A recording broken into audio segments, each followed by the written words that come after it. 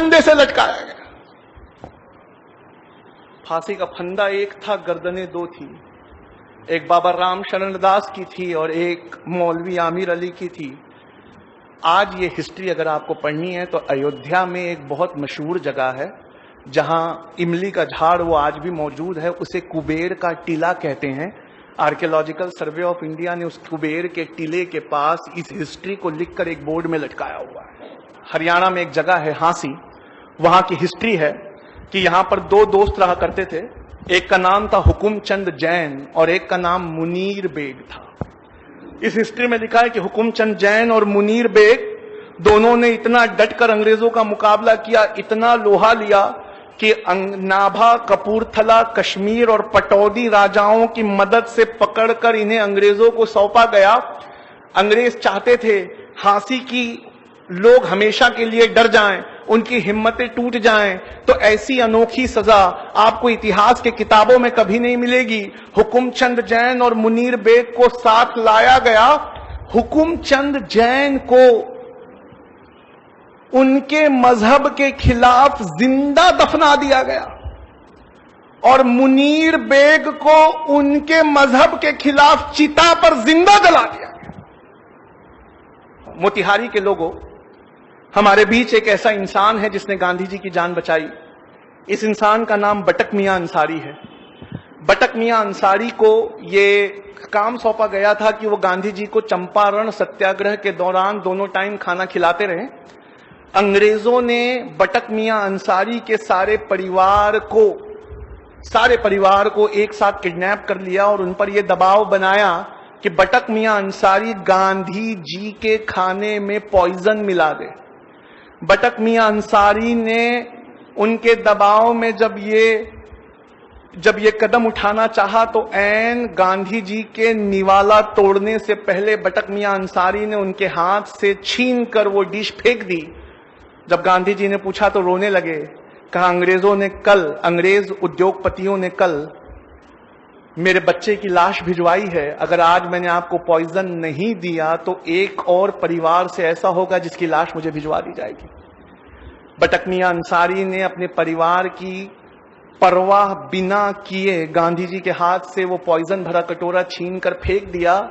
ऐ मोतिहारी के लोगों, मैं उस वक्त वहां मौजूद था और मैं आज आपके बीच राष्ट्रपति बनकर आया हूं और गांधी जी की जान बचाने वाले इस बटक मियां अंसारी को उसके एवज में 50 एकड़ जमीन मोतिहारी में देना चाहता हूं। ये जिसकी स्पीच का टुकड़ा है वो हमारे भारत के पहले राष्ट्रपति बाबू राजेंद्र प्रसाद थे, जिन्होंने 1950 में बटक मियां अंसारी को जमीन का 50 एकड़ का टुकड़ा देना चाहा। बटक मियां अंसारी को वो 50 एकड़ जमीन कब अलॉट की गई तो लिखा है 1957 लग गए जमीन को अलॉट करते करते, तब तक बटक मियां अंसारी इस दुनिया में नहीं रहे। मपीला ये वर्ड है केरला के मुसलमानों के लिए। आप ये जानते हैं कि मुसलमान इन्होंने इंडिया में दाखिल अफगानिस्तान की साइड से नहीं हुए। अब रिसर्च ने ये साबित कर दिया है कि पहले मुसलमान केरला में आए थे और इंडिया की सबसे पुरानी मस्जिद जब भी आप विकिपीडिया पे टाइप करेंगे तो वो केरला में मिलेगी, अफगानिस्तान में नहीं मिलेगी। केरला के इन मुसलमानों को मपीला मुसलमान कहा जाता है। मपीला मुसलमान, इन मपीला मुसलमानों ने गांधी जी के असहयोग आंदोलन में बहुत बढ़ चढ़ के हिस्सा लिया। गांधी जी के असहयोग आंदोलन में हिस्सा लेने के बाद अंग्रेजों ने इन्हें बहुत जोर से कुचला, इतने जोर से कुचला कि क्या आप में से कोई बता सकता है जलियांवाला बाग में जनरल डायर की गोलियों से मरने वाले लोग कितने थे? 379। जलियांवाला बाग आता है, आज भी ये नाम आता है तो क्या आप इज्जत से हाथ बांधकर खड़े नहीं हो जाते? 379 निहत्थे औरतें, बच्चों और बूढ़ों पे गोलियां चलाई गई थी जलियांवाला बाग में। हम वो जब भी आता है हमारी आंखों में आंसू आ जाता है। आइए हिस्ट्री ले चलूं। लिखने वाले ऑथर ऐसे हैं जिनकी हिस्ट्री की किताबें कैम्ब्रिज और ऑक्सफोर्ड में पढ़ाई जाती हैं। नाम बिपिन चंद्रा है, चैप्टर है 17th चैप्टर, उसका नाम ही मपीला रेबेलियन है। मपीला रेबेलियन में लिखते हैं कि मपीला मुसलमानों को गांधी जी का साथ देने के लिए 1921 में यह कीमत चुकानी पड़ी कि अंग्रेजों के रिकॉर्ड के मुताबिक 2337 मपीला मुसलमानों को फांसी दी गई। मैं इनके जो लीडर थे उनका नाम था हाजी कुन मोहम्मद, मैं उनसे मिल चुका हूं। उन्होंने बताया है कि गैर सरकारी रिकॉर्ड में 45,404 मपीला का नाम है। लोगों, इसमें एक जगह थी बेल्लारी ट्रेन ट्रेजेडी। इस बेल्लारी ट्रेन ट्रेजेडी में यह हुआ था कि 127 मुसलमानों को, क्रांतिकारी मुसलमानों को बिना खिड़की वाली एक वैगन में भरकर थिरूर से बेल्लारी भेजा जा रहा था। बिना खिड़की वाली इस वैगन, छोटी सी वैगन थी, उसमें 127 मुसलमान भरे हुए थे। बीच का एक स्टेशन कोयम्बटूर पहुंचते पहुंचते 70 मुसलमानों ने दम तोड़ दिया और इनकी पोस्टमार्टम रिपोर्ट में लिखा है इनटॉलरेबल सफोकेशन, यानी असहनीय घुटन के वजह से ये मौत हुई। आखिरी इंसान जिसके बारे में मैं आज आपको बताना चाहूंगा वो अशफाकुल्ला खान थे। ये अशफाकुल्ला खान एक बेहतरीन क्रांतिकारी थे। काकोरी में चंद्रशेखर आजाद और राम प्रसाद बिस्मिल का साथ देने की वजह से पहले इन्हें अंडमान निकोबार के काले पानी की सजा हुई और बाद में वहीं सूली से लटका दिया गया। अशफाकुल्ला खान से मिलने जब उनका परिवार पहुंचा तो वो बेतहाशा रोने लगा और परिवार उत्तर प्रदेश में मिलने पहुंचा एक दिन पहले जब उन्हें काले पानी भेजा जा रहा था। अशफाकुल्ला खान ने उनके बहते हुए आंसुओं को देखा और देखकर आंसू पोंछते हुए कहा, ऐ मेरे घर वालों, तुम इन आंसुओं को रोक लो। क्या तुम्हें इस बात की खुशी नहीं है कि हर साल जब आजादी का दिन आएगा तो राम प्रसाद बिस्मिल, कन्हैया लाल और खुदीराम बोस के साथ उसी सांस में तुम्हारे भाई अशफाकुल्ला खान का भी नाम लिया जाए। गांधी जी से पूछा गया डांडी मार्च के वक्त, कहा गांधी जी अगर अंग्रेज आपको डांडी मार्च पूरा होने से पहले गिरफ्तार कर ले तो आपकी जगह कौन लेगा? इतिहास में नाम दर्ज है, गांधी जी ने कहा अगर डांडी पहुंचने से पहले मुझे अंग्रेज सरकार गिरफ्तार कर ले तो मेरी जगह अब्बास तैयब जी लेंगे। और गांधी जी कहते हैं, अब्बास देखना जब मैं जेल चला जाऊं तो तुम्हारे मुट्ठी से नमक ना छूटे। 1932 में गांधी जी को नमक आंदोलन के लिए अरेस्ट किया गया तो हजारों की तादाद में पठान निकल कर आए और खड़े हो गए। इतनी हजारों की तादाद देखकर अंग्रेज डर गए और अंग्रेज पेशावर से भाग गए। 2 दिन बाद वो गढ़वाली रेजिमेंट लेकर लौटे तो किस्सा खानी बाजार में सारे के सारे पठान टस से मस नहीं हुए। गढ़वाली रेजिमेंट से कहा इन पर गोलियां चलाओ। गढ़वाली रेजिमेंट के जवानों ने बंदूकों को लोड किया, देखा सबसे सामने की सफ में पठानों के बच्चे लगे हुए हैं और उन बच्चों के बीच उनका लीडर खड़ा था, उसका नाम था खान अब्दुल गफ्फार खान। अंग्रेज ने कहा कि ये खान अब्दुल गफ्फार खान, हथियार तो पठानों का जेवर होते हैं, तुम्हारे हथियार कहाँ है? कहा हमने गांधी से वादे के चलते अपने जेवर को उतार के फेंक दिया।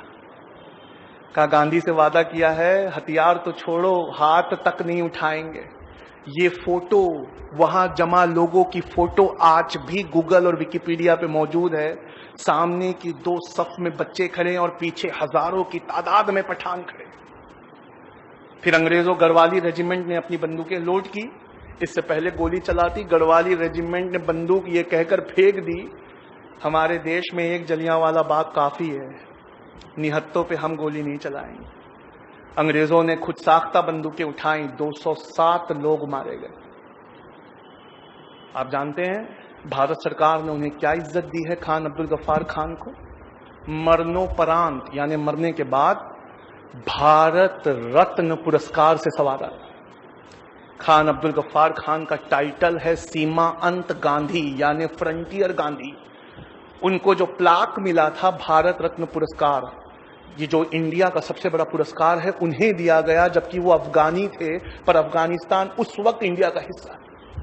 उस प्लाक में से मैं पढ़ता हूं, उस प्लाक पे भारत सरकार ने क्या लिखा है। उस प्लाक में ये लिखा हुआ है कि किस्सा ख्वानी बाजार के दिन अपनी बहादुरी, दिलेरी और गांधी जी से चलते वादे के मुताबिक हिंसा के विरोध में अपने हथियारों को फेंक देने की वजह से और 90 साल की अपनी जिंदगी में से 45 साल जेल में गुजारने की वजह से सीमांत गांधी खान अब्दुल गफ्फार खान को भारत सरकार भारत रत्न से नवाजी।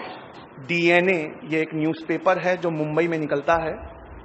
इसके आफ्टरनून एडिशन को टाइप करिए, उस पर लिखिए मीर उस्मान अली डीएनए। गूगल पे टाइप करके जैसे ही आप एंटर करेंगे अखबार की ये पेपर कटिंग खुलेगी जिसमें लिखा है 1965 में पाकिस्तान से हो रही लड़ाई के वक्त इंडिया के पास पैसे की कमी पड़ गई थी तो भारत के प्रधानमंत्री लाल बहादुर शास्त्री ने ये अपील करी थी और अपील कर कर ये कहा था कि ये लोगों आगे बढ़कर चंदा दो नेशनल डिफेंस फंड में। मीर उस्मान अली ये उस समय हैदराबाद के निजाम थे।